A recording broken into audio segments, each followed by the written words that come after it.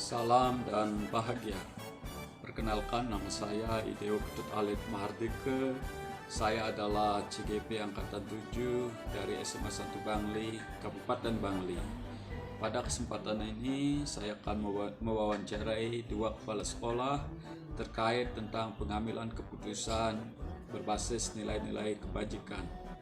Kepala sekolah yang pertama saya wawancarai adalah Kepala Sekolah SMA 1 Bangli, sedangkan yang kedua adalah Kepala Sekolah SMK Negeri 1 Bangli.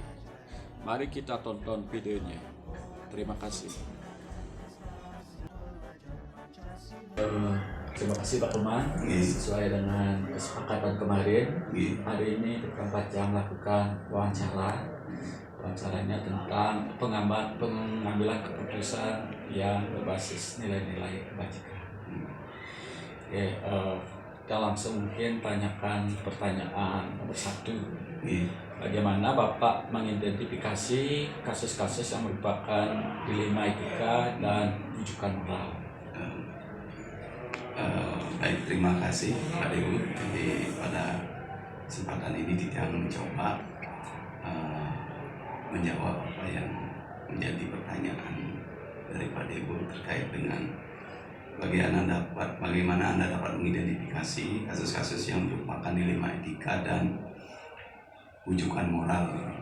Jadi sebetulnya kalau kita lihat di sekolah kita dengan 1010 personil siswa ditambah dengan 105 orang guru dan pegawai, ini merupakan komunitas yang sangat besar. Kemudian tidak dapat kita pungkiri bahwa di dalam komunitas besar itu tidak mungkin tidak ada masalah. Tidak mungkin tidak ada masalah yang berbasis dilema etika dan rujukan moral. Nah, kemudian tentu kita harus mengidentifikasi kasus-kasus atau masalah-masalah yang terkait dengan dilema etika. Jadi bahwasannya kita ambil contoh misalnya pembulian dalam bentuk apapun di sekolah kita dilarang. Kemudian hal-hal seperti apa saja yang dikategorikan sebagai pembulian, ini kan harus kita identifikasi. Jadi intinya yang disebut dengan pembulian adalah yang menyakiti perasaan orang, hati orang, apakah itu berupa kekerasan atau kata-kata. Nah, sehingga dari sisi kata-kata pun, kalau sudah membuat seseorang tidak nyaman, tidak enak di hati, maka dapat dikategorikan sebagai pembulian. Gitu. Jadi lantas bagaimana cara kita mengidentifikasi apakah setiap orang yang merasa dirinya itu menerima cercaan, hinaan, kemudian sudah dapat kita kategorikan pembulian. Bisa jadi apa yang misalnya dilaporkan ke Ditjang akan berbeda kalau sudah dihadapkan orang per orang. Kalau hanya berupa laporan sepihak saja, tentu tidak berani kita kemudian melakukan justifikasi. Harus dihadapkan kedua orang yang bersangkutan. Apakah yang dilaporkan itu benar menurut si pelapor dan apakah itu benar menurut si pelakunya. Sehingga dengan menghadapkan kedua orang ini, kita bisa memilah apakah laporan itu betul merupakan pembulian atau tidak. Oh, berarti pas ada dua nilai kebajikan yang benar-benar itu menimbulkan dilema etika bagi Bapak. Betul. Yang pertanyaan selanjutnya, bagaimana Bapak menjalankan pengambilan keputusan sekolah ini, terutama untuk kasus-kasus di mana ada dua kepentingan yang sama-sama benar, sama-sama mengandung nilai kebajikan. Mungkin seperti kasus tadi juga, yang mana bagaimana Bapak nanti memutuskan pas ada kedua nilai yang Bapak anggap benar, menurut si pelapor dan menurut yang dilaporkan. Jadi di dalam pengambilan keputusan, tentu keputusan yang saya ambil tidak berdasarkan atas keputusan pribadi maupun atas dasar jabatan Ditjang sebagai kepala sekolah. Tetap kita akan melakukan koordinasi dengan pihak-pihak yang terlibat. Kemudian Titiang pun akan melibatkan teman-teman, misalnya di Wakasek, di jajaran Wakasek, kemudian melibatkan koordinator analis SDM gitu, apabila diperlukan. Artinya pihak-pihak yang berkepentingan inilah kita hadapkan supaya keputusan yang kita ambil adalah merupakan keputusan bersama, bukan keputusan personal. Dari contoh kasus tadi misalnya di sisi pembulian, tentu dalam hal ini kita melihat kasus per kasus dulu, kemudian seperti apa jalan penyelesaiannya. Kalau misalnya merupakan kasus yang sederhana, tetap kita misalnya kalau melibatkan siswa dengan guru, ya tentu kita akan mengundang siswa dan guru yang bersangkutan, kemudian Titiang pribadi akan didampingi oleh Wakasek kesiswaan misalnya, atau Wakasek kurikulum. Nah, sehingga dengan lebih banyak orang yang mendengarkan dan menganalisis masalah itu, kita akan bisa menghasilkan sebuah keputusan yang sifatnya kebijaksanaan bersama. Contoh kasus misalnya tadi ada siswa menghadap Titiang, panitia graduation itu menyampaikan bahwa tari maskot kita itu sulit ditampilkan nanti di saat graduation. Nah, masalahnya adalah karena penabuh kita itu kebanyakan kelas 12. Kemudian yang kedua, penabuh di kelas 11 dan kelas 10 itu ternyata banyak yang ikut tim penabuh di PKB.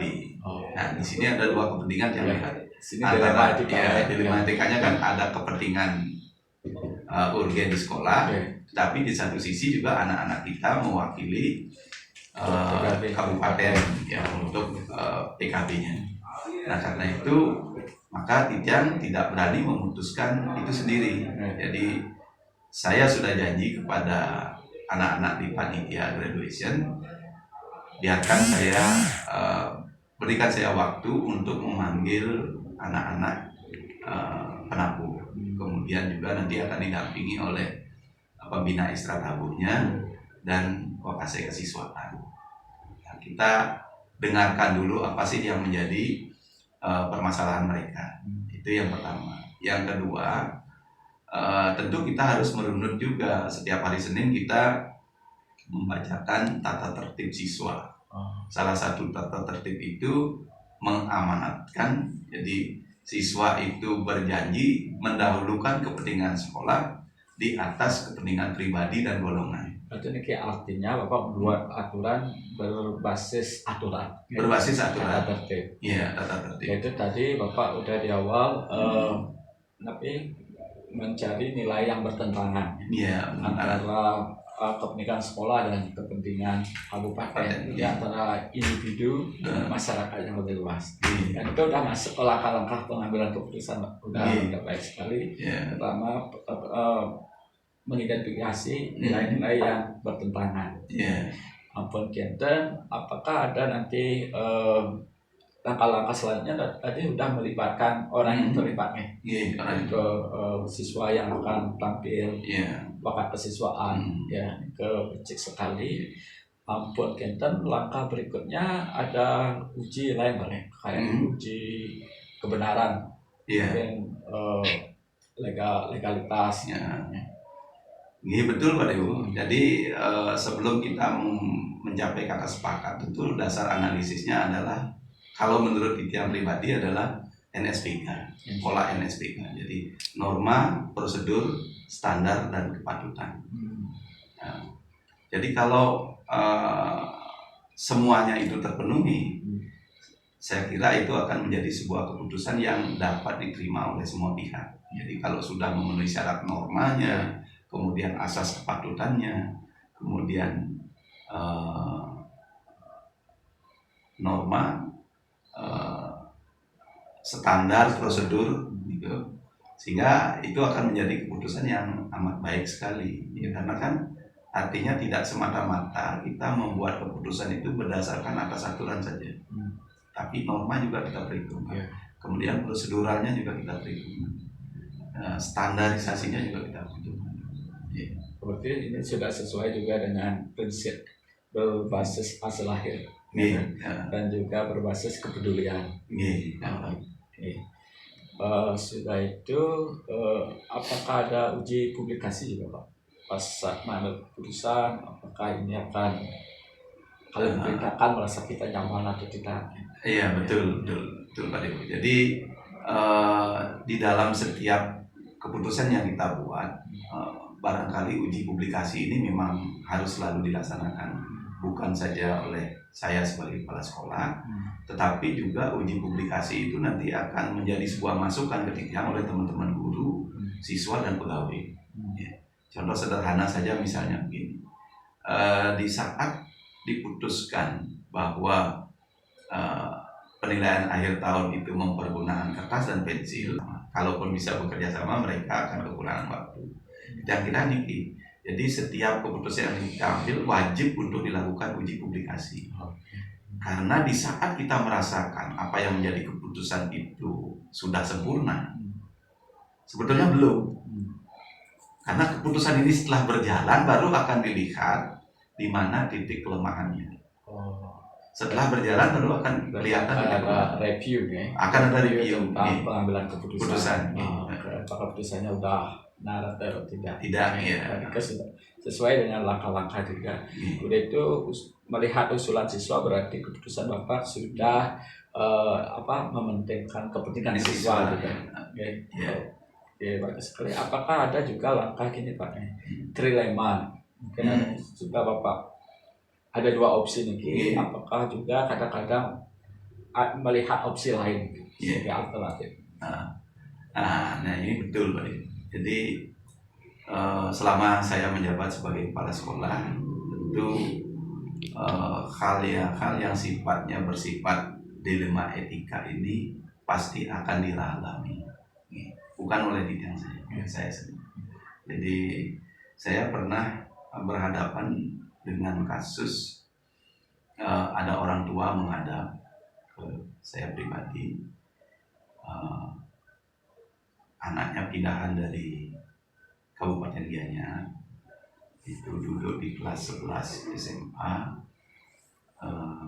kemudian dengan alasan pindahnya itu adalah bahwa anak ini sudah hamil di luar nikah, sudah melahirkan di luar nikah.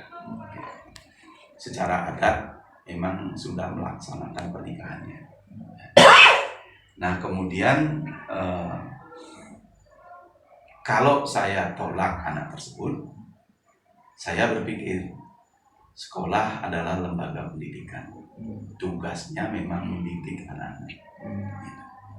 Kemudian kalau saya terima, dilemanya adalah bagaimana pendapat guru dan siswa terhadap keputusan saya menerima siswa yang sudah melahirkan anak di luar nikah.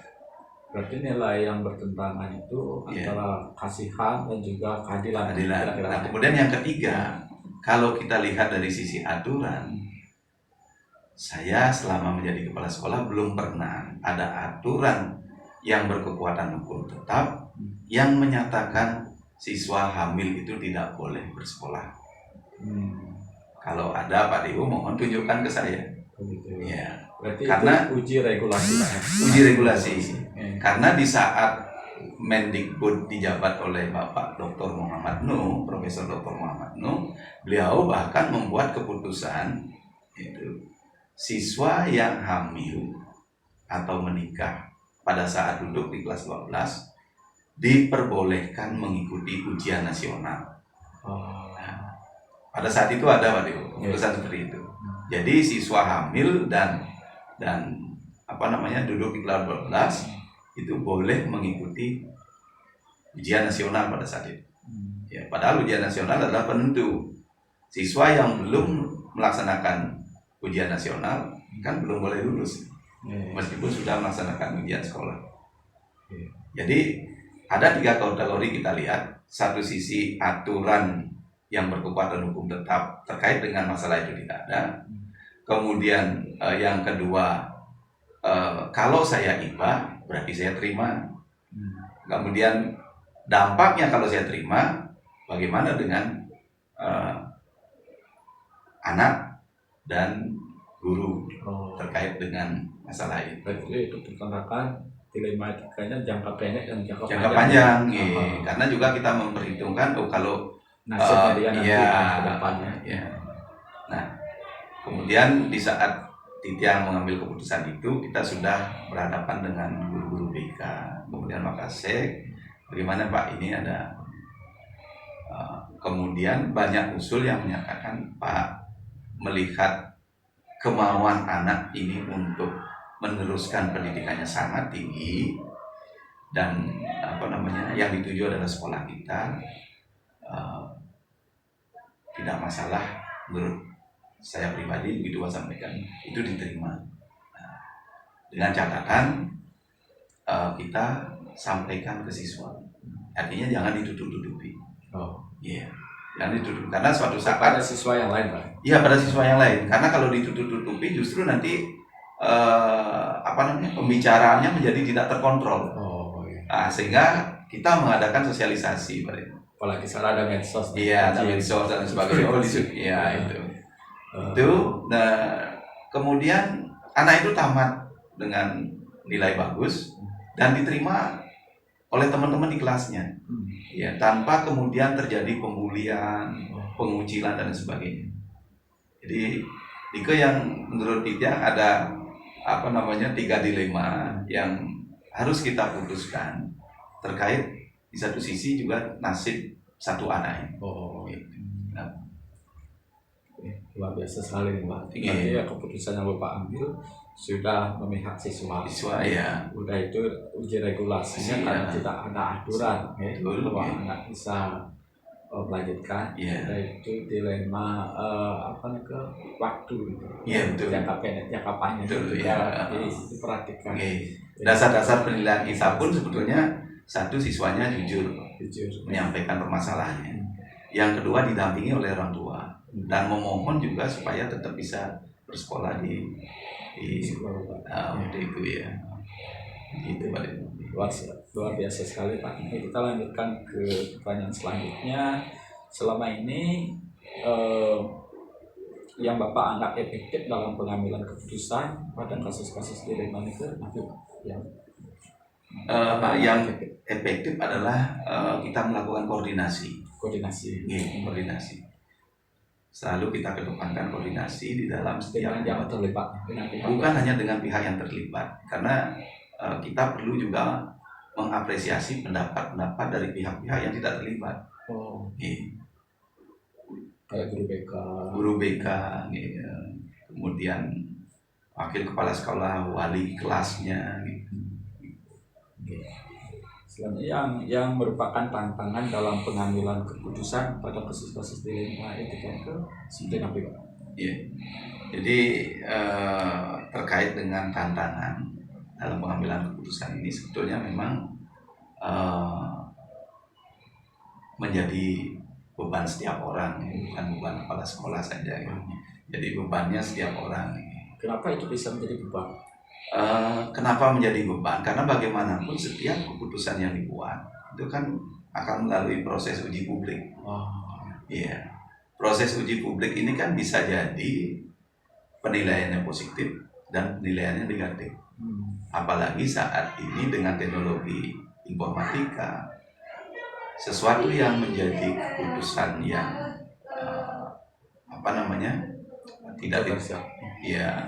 tidak diterima misalnya oleh masyarakat, itu akan cepat sekali viral karena medsosnya. Jadi uji publik itulah yang sebetulnya akan sangat menentukan nilai keputusan yang kita buat. Jadi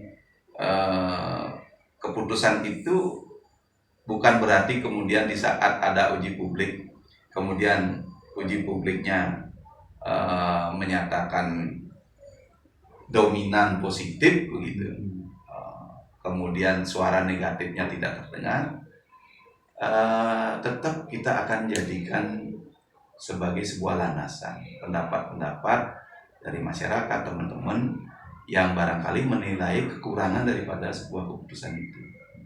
Tetap kita akan evaluasi kan gitu. Sehingga di setiap keputusan yang kita buat, baik itu yang menyangkut dilema etika maupun tidak menyangkut dilema etika, proses pengkajiannya tetap dilakukan. Selanjutnya, apakah Bapak punya tata kala atau jadwal tertentu dalam penyelesaian kasus dilema etika ini? Apakah langsung diselesaikan di tempat atau kita membuat jadwal penyelesaiannya, baik bentuk atau prosedurnya seperti apa yang Bapak jalankan? Terkait dengan penyelesaian kasus dilema etika, jadi kita jadwalkan. Kenapa? Ya karena seperti yang saya sampaikan di awal tadi, contoh kasus panitia graduationnya yang menghadap panitia menyampaikan permasalahan, tentu tidak serta-merta saya langsung membuat keputusan dengan siswa itu, karena satu, pendapat dari tim penabuhnya, anak-anak penabuhnya belum kita dengar, kemudian demikian pula supaya tidak sepihak. Nah, maka saya minta berikan saya waktu, saya akan jadwalkan nanti untuk pertemuan dengan siswa, guru pembina, dan didampingi oleh Wakasek Kesiswaan maupun Wakasek Kurikulum. Berarti membuat pertemuan dulu ya? Iya, kita jadwalkan pertemuannya. Berarti kalau apapun masalah dilema etika itu sebenarnya seperti itu, Pak. Harus ada pertemuan dulu, baru mengambil keputusan. Iya. Apakah adakah seseorang atau faktor-faktor apa yang selama ini mempermudah atau membantu Bapak dalam pengambilan keputusan dalam kasus-kasus dilema etika? Ada orang bantu atau faktor-faktor apa? Jadi betul Pak Dewo. Jadi di dalam posisi saya sebagai kepala sekolah, setiap yang kita putuskan itu sebetulnya tidak kita putuskan sendiri. Ada orang-orang yang membantu. Di saat kita akan melaksanakan ujian, itu tidak secara arogansi sendirian kepala sekolah menurunkan SK, membuat SK. Itu diawali dengan rapat dulu. Kemudian setelah rapat kita menentukan kelompok kerja mana yang mendapat tugas untuk melaksanakan tugas itu. Kemudian setelah ada kelompoknya, baru kita tentukan pembagian tugasnya, job description daripada masing-masing orang, siapa yang akan menjadi ketua, atau kemudian ketua tidak ditunjuk, karena ketua berdasarkan atas kesepakatan di kelompok itu siapa yang akan menjadi ketua, sehingga ketuanya bukan otomatis ditunjuk oleh kepala sekolah atau wakasek, tapi berdasarkan atas rembuk di kelompok kerja itu. Itu contoh kecil yang saya lihat di dalam bahwa keputusan itu tidak dibuat pribadi oleh kepala sekolah. Di keputusan itu ada yang membantu pihak-pihak tertentu, Bapak Ibu guru, TU, kemudian Wakasek, Aliklas dan sebagainya. Itu ya, warga sekolah Betul. Lewat kelompok-kelompok kerja itu membantu mempermudah Bapak dalam pengambilan keputusan dan tidak dibuat sendiri. Betul. Yang terakhir Pak, dari apa yang disampaikan tadi, pembelajaran apa yang Bapak dapat petik dari pengalaman Bapak mengambil keputusan dilema etika? Terima kasih Pak Dewo. Jadi terkait dengan pertanyaan yang terakhir ini, secara prinsip bahwa saya sudah menjadi kepala sekolah kurang lebih 8 tahun. Di masa jabatan seperti itu, di awal-awal mungkin ego kita masih tinggi karena merasa diri kita sebagai kepala sekolah. Seiring dengan perjalanan, kita akan mengetahui, kita akan melihat bahwa setiap membuat keputusan tidak boleh dibuat sendiri. Itu yang menjadi pelajaran utama bagi saya pribadi. Jadi setiap keputusan yang dibuat harus berdasarkan atas diskusi, rembuk, atau rapat-rapat. Sehingga itu akan menjadi sebuah keputusan bersama dan bisa diterima oleh semua pihak. Karena tidak jarang di saat keputusan itu dibuat sendiri, kemudian setelah implementasi muncul banyak masalah. Nah, yang diserah kita sendiri. Makanya akan kelihatan di sana seorang kepala sekolah itu dia arogansi itu tidak. Begitu. Arogansi itu tidak. Jadi kalau dia menerima masukan dan usulan dari bawah, ya harusnya legowo melakukan perbaikan. Karena bagaimanapun di setiap keputusan yang dibuat kan pasti ada klausul terakhirnya. Jadi akan dilakukan perbaikan sebagaimana mestinya. Tapi kan tidak jarang Pak Dewo kita menemukan pemimpin yang sangat sulit sekali menerima usulan bawahan karena menganggap apa yang akan diputuskan oleh dirinya sendiri itu sudah merupakan keputusan final dan sempurna. Terima kasih. Berarti kesimpulannya kalau membuat keputusan tidak boleh dibuat sendiri itu secara otoriter. Ya. Mungkin nanti akan ada penolakan. Implementasinya kalau ada masalah nanti kita yang nanggung sendiri. Betul. Itulah yang Tiang tanyakan. Sebelum Tiang akhiri wawancara niki, Tiang selaku CGP sangat terima kasih kepada Bapak Kepala Sekolah ya, karena sudah diberikan waktu untuk wawancara. Kedua, saya Tiang dapat belajar banyak dari Bapak, dari pengalaman dalam mengambil keputusan yang berbasis nilai-nilai kebajikan. Itu sangat luar biasa sekali. Bapak dari pengalaman jadi kepala sekolah yang lama, banyak kasus yang muncul, yang ada dilema etikanya, dan Bapak sudah membuat keputusan yang satu memihak pada siswa, kedua berbasis aturan, dan juga mengandung nilai-nilai kebajikan dan bertanggung jawab. Yang sangat bersyukur sekali ya dapat wawancara Bapak, bisa belajar langsung ya dari pengalaman.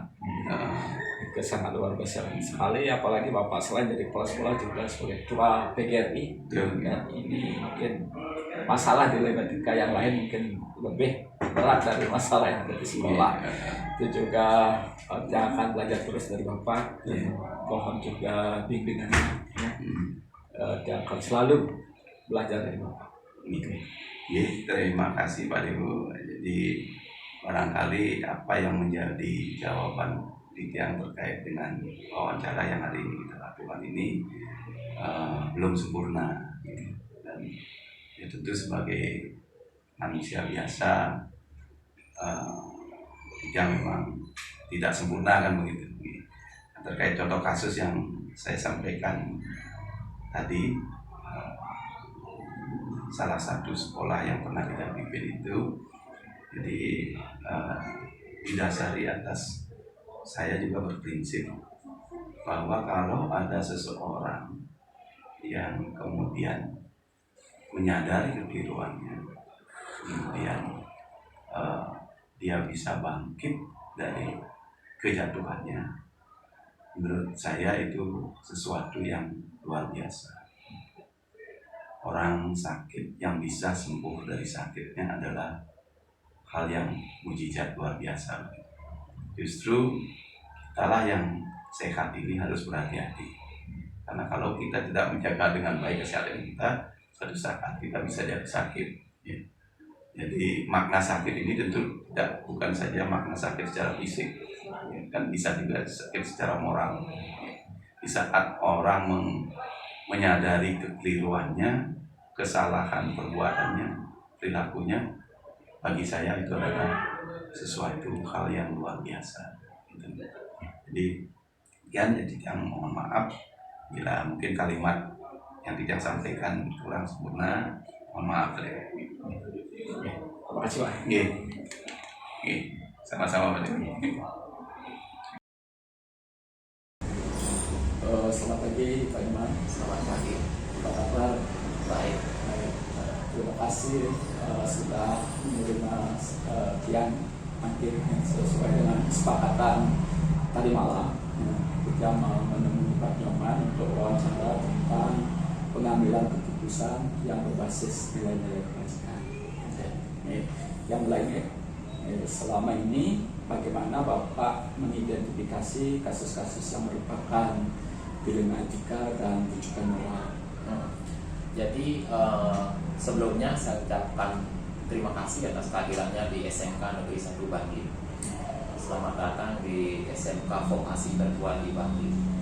Jadi saya sangat berterima kasih atas kehadiran Pak Dewo selaku CGP di SMK Negeri 1 Bangli dan mewawancarai Ditya sebagai kepala sekolah khususnya tentang kasus-kasus yang dilema etika atau rujukan moral. Jadi saya sebagai kepala sekolah di dalam mengidentifikasi kasus-kasus itu cenderung melibatkan semua manajemen organisasi yang ada di sekolah. Jadi dari wali, bahkan dari guru dulu, wali, BK, kemudian naik ke kapro, kemudian ke waka. Jadi identifikasi itu sangat diperlukan di dalam pengambilan keputusan. Karena setiap pengambilan keputusan di sekolah itu tidak bisa kita lakukan sendiri, walaupun pada akhirnya kepala sekolah tetap memutuskan. Jadi keputusan itu diambil masih melalui beberapa tahapan yang kita lakukan dan yang kita laksanakan, terutama selama saya jadi kepala sekolah di SMK Sekolah. Yaitu untuk menentukan yang mana dilema etika dan yang mana rujukan moral, kira-kira nanti dipakai patokan. Patokannya ketika sebuah pengambilan keputusan itu intinya yang mana bisa membahagiakan atau mendamaikan setiap komponen yang ada di sekolah ini, apakah itu siswa, orang tua, guru, dan staf. Jadi kita berdasarkan sebuah identifikasi dan juga insting kita sebagai pimpinan itu harus jalan. Jadi pada intinya itu juga tidak bisa didapatkan dalam waktu singkat, tetapi pasti melalui beberapa tahapan-tahapan dan juga karakter-karakter yang memang sudah kita identifikasi sebelumnya, baik di siswa, SDM kita, baik staf dan juga guru. Lalu bagaimana caranya mengambil keputusan ketika kasus itu mengandung dilema etika, artinya mengandung nilai-nilai kebaikan yang keduanya benar? Gimana caranya? Oh iya, jadi pengambilan keputusan yang mengandung dilema etika atau keduanya benar, tentu seperti tadi kita mengidentifikasi dulu, kemudian kita sekali lagi mendiskusikan mungkin jika kita memang keputusan itu tidak harus diambil saat itu juga masih ada waktu. Nah, caranya adalah yang mana sih sesungguhnya yang lebih banyak bisa menguntungkan untuk banyak orang, banyak pihak, dan juga yang mana bisa keputusan itu mendamaikan atau membahagiakan lebih banyak orang. Karena kita meyakini bahwa setiap keputusan tidak mungkin bisa memuaskan banyak orang. Jadi tetapi setelah kita mengambil keputusan, tentu kita akan memberikan alasan-alasan kenapa sih saya mengambil keputusan A, saya mengambil keputusan B. Jadi biar keputusan ini setelah diputuskan bisa kita jalankan dengan sebaik-baiknya.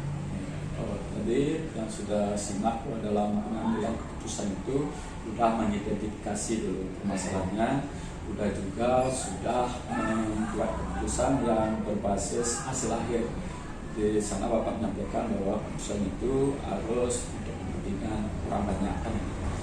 Ada langkah-langkah yang lainnya Pak untuk sebelum mengambil keputusan, ada langkah-langkah lainnya? Oh, langkah-langkah kita misalnya yang setiap keputusan yang selama saya memimpin di SMK Negeri 1 Bangli, seperti saya katakan di awal bahwa kita melibatkan manajemen organisasi yang ada di sekolah ini. Jadi tahapnya mungkin setelah identifikasi pengambilan keputusan, kita mungkin kalau bisa di keputusan itu diambil pada tingkatan wakasek, sebagai pemberi masukan, mungkin kita langsung putuskan. Kalau misalnya lebih jauh, permasalahan itu yang menyangkut di jurusan, karena SMK itu kan dibagi menjadi beberapa jurusan berbeda mungkin dengan SMA. Mungkin kita akan berdiskusi juga kepada kaprok-kaproknya. Nah, ketika bisa selesai seperti itu ya kita putuskan. Tetapi kalau masih ada misalnya menyangkut tentang guru produktif atau dunia usaha dan dunia industri, jadi kita lebih panjang lagi. Tetapi selama ini setiap keputusan kita bisa ambil dengan cepat, karena saya sebagai kepala sekolah sudah menguasai berbagai tahapan di dalam setiap pengambilan keputusan. Jadi semua karakter, semua situasi, semua kondisi kita sudah bisa pahami, terutama di SMA 1. Adakah satu contoh kasus ya, yang mengandung dilema etika yang selama ini Bapak pernah tangani, dan langkah-langkah pengambil keputusannya seperti apa dan contoh keputusannya seperti apa? Oh iya, saya pernah misalnya di penempatan siswa PKL di dunia usaha dan dunia industri. Jadi permasalahan yang dihadapi, kita sekolah wajib menempatkan siswa itu di dunia usaha dan dunia industri sesuai dengan program keahliannya. Tetapi di sisi lain kita punya dilema bahwa siswa ini memiliki keterbatasan. Jadi keterbatasan yang mereka miliki apakah dari finansialnya, dari alat transportasi yang mereka miliki, sementara Dudi yang ada ini tidak ada di seputaran kota kita, harus misalnya keluar kota. Nah, cara pengambil keputusan seperti ini kita tentu harus duduk bersama, kita panggil orang tuanya, permasalahannya seperti apa, kita panggil dunia usaha dan dunia industri, kita mohon masukannya, kemudian kita lanjut ke kaproknya. Nah, setelah saya mendapatkan masukan dari berbagai pihak ini, di sini saya harus memutuskan. Tentu saya lebih mengedepankan kepada ke siswa. Jadi karena siswa lah yang menjalani dibanding kita memutuskan hal-hal yang tidak lebih banyak berpihak pada siswa, itu malah akan lebih tidak baik. Artinya pengambilan keputusan itu akhirnya kita mohonkan kepada dunia usaha dan dunia industri agar menempatkan siswa kita terdekat, gitu, kok yang paling dekat. Kemudian dari orang tua kita berikan juga peluang. Jadi apa yang misalnya dengan keputusan ini apakah bisa diikuti atau tidak. Kalau tidak, kita juga akan ada pilihan-pilihan yang lain. Tetapi syukurlah saat pengambilan keputusan itu sampai pemanggilan orang tua, kapro, dunia usaha dan dunia industri selesai. Nah, itu yang paling dilema, karena antara kepentingan program, kepentingan keilmuan, kepentingan dunia usaha, dunia industri, kemudian kurikulum, tetapi siswa juga punya dilema mengenai biaya dan juga terkait dengan akomodasi di saat mereka akan melaksanakan PKL di dunia usaha dan dunia industri ini. Saya kira berarti nilai yang dihitungkan di sana ada nilai keadilan versus nilai kasihan sama siswa dari segi finansial. Itu nilai yang dihitungkan. Udah itu apakah ada uji lainnya kayak uji regulasi, apakah ini sudah sesuai aturan atau tidak, atau uji kode etik apakah ini melanggar kode etik, atau uji publikasi, apakah kalau ada masalah segini nanti kalau dipublikasikan bagaimana, itu Bapak juga memakai pertimbangan itu untuk membuat keputusan. sampai saat ini kita tidak sampai sejauh itu, karena ketika kita tangani dengan melibatkan pihak orang tua, pihak dunia usaha dan dunia industri, sekolah selesai di situ. Jadi tidak perlu itu, dan keputusan itu akan menjadi sebuah pengalaman ke depannya bagaimana kita melaksanakan praktek kerja lapangan kepada kasus-kasus seperti ini. Jadi cenderung jangan karena siswa itu tidak mampu dia magang atau ber-PKL dengan alasan ekonomi, jadi mereka putus sekolah gitu misalnya. Jadi ini sudah bisa kita tangani, dan di antara permasalahan itu saya kira yang paling complicated di sekolah, karena melibatkan lebih banyak dunia luar, jadi gitu ya, dunia industri. Itu sudah sesuai dengan paradigma jangka pendek jangka panjang. Oke, sudah sesuai. Jadi sesuai regulasi kita tidak melanggar, karena masih tetap sesuai dengan kurikulumnya. kecuali kita paksakan misalnya karena tidak bisa misalnya jauh, kita tempatkan misalnya tidak sesuai dengan jurusan mereka PKL, tentu kita akan melanggar dari regulasi, melanggar dari program keahlian yang mereka miliki. Mungkin complicatednya itu kalau di Jadi itu SMK. juga sudah sesuai dengan prinsip mengambil keputusan berbasis kepedulian. Iya. Bapak sudah peduli dengan anak-anak yang kurang mampu Iya. supaya tidak putus sekolah. Bapak juga peduli dengan itu. Luar biasa sekali. Apakah juga ada investigasi trilema? Mungkin di antara dua opsi pilihan itu Bapak perlu mencari juga solusi yang lain, yang baru. Oh ya, biasanya begini, ketika sebuah keputusan yang kita ambil, ada dua awalnya pilihan ini, kita ambil satu, ternyata keputusan itu tidak pas, gitu ya, tidak pas, artinya tidak sifatnya keputusan itu tidak mendamaikan dan membahagiakan, maka kita harus berani jadi mencari solusi-solusi yang lain. Tetapi sampai saat ini kita sih belum pernah. Jadi ketika kita ambil keputusan itu, Aston Kare itu bisa diterima oleh semua. Ya, mungkin mudah-mudahan kedepannya tidak akan seperti itu, Pak. Ini setelah keputusan itu diambil, apakah Bapak juga mereview keputusan yang sudah diambil? Oh ya, jadi review kita selalu sampaikan di akhir sebuah keputusan itu, terutama ketika sudah berjalan. Jadi ada refleksi dan review itu selalu menjadi patokan ketika kita tetap mengambil keputusan di tahun-tahun berikutnya. Jadi tetap kita berikan itu yang mengambil keputusan di tahun berikutnya, sehingga hal ini tidak bisa terjadi lagi. Jadi sampai saat itu tidak pernah lagi karena kita sudah mengantisipasi sebenarnya. Keren sekali Pak. Pertanyaan selanjutnya, hal-hal apa saja yang selama ini Bapak anggap efektif dalam pengambilan keputusan pada kasus dilema etika? Pada kasus dilema etika, hal-hal yang sangat bisa membantu saya di dalam pengambil keputusan itu adalah bagaimana kita bisa memahami sesungguhnya karakter ya, jadi pemahaman terhadap karakter yang mau kita ambil keputusannya. Jadi intinya setiap keputusan bisa diterima itu kan tentu kita harus mengetahui dari latar belakangnya. Jadi kita tidak serta-merta mengacu pada aturannya. Jadi kita pada zaman sekarang itu, jadi kita harus pikiran kita harus pikiran kita tidak boleh dipaksakan gitu modal. Jadi di dalam harus bisa memahami. Ya harus bisa memahami latar belakangnya dari banyak sisi.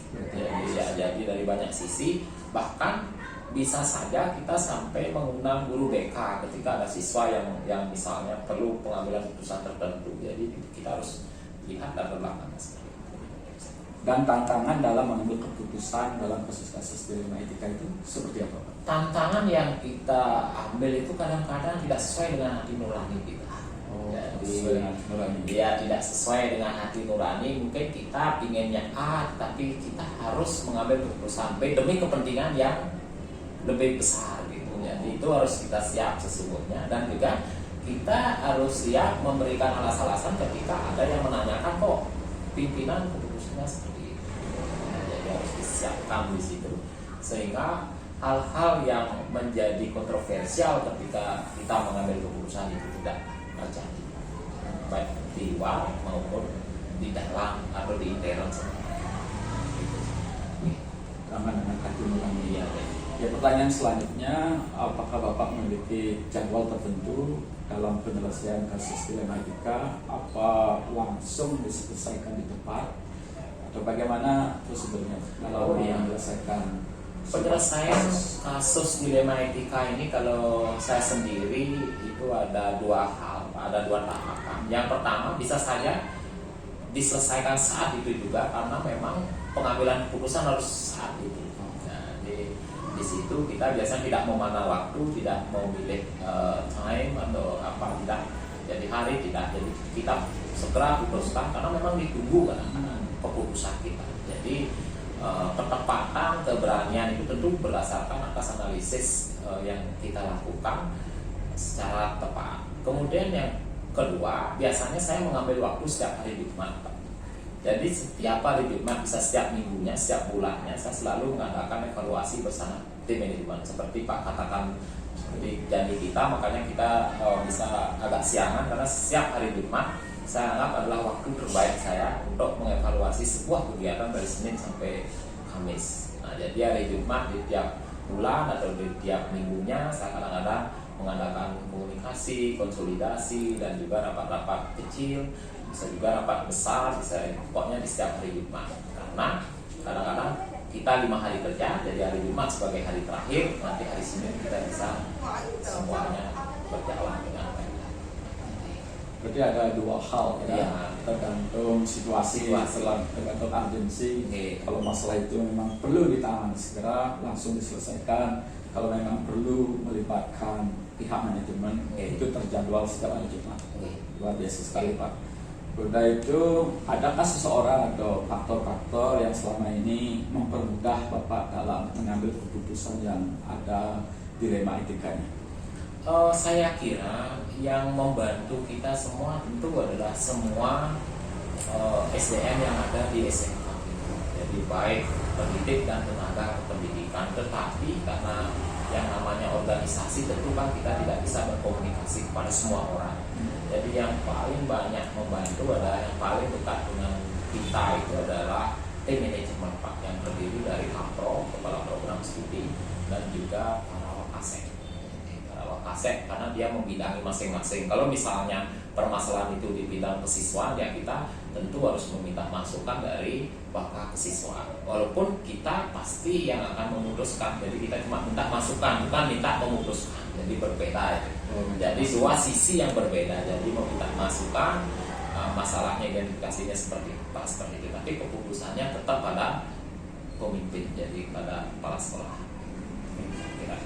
Pertanyaan terakhir Pak, pembelajaran apa yang bisa dipetik ya dalam pengambilan keputusan dengan dilema?